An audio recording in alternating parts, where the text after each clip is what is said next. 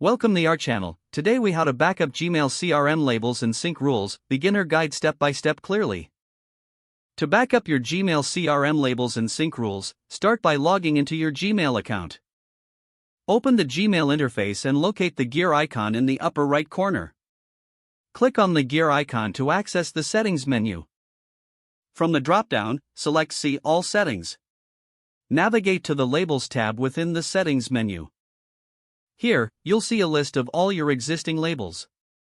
To back up these labels, you'll want to take screenshots or note them down. Ensure that you capture the name and any specific color coding of each label. Next, go to the Filters and Blocked Addresses tab in the Settings.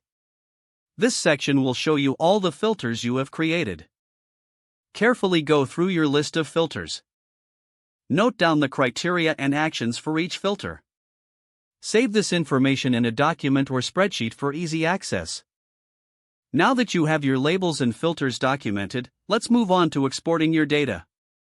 Open Google Takeout in a new tab. Google Takeout allows you to export data from various Google products. Deselect all options initially to focus on Gmail. Scroll down and find Mail. Check the box next to Mail. Click on All Mail Data Included and make sure to include. After selecting your labels, click on the OK button. Scroll to the bottom and click on the Next Step button. Choose your preferred file type and delivery method. Click Create Export to start the backup process. You will receive an email notification when your download is ready.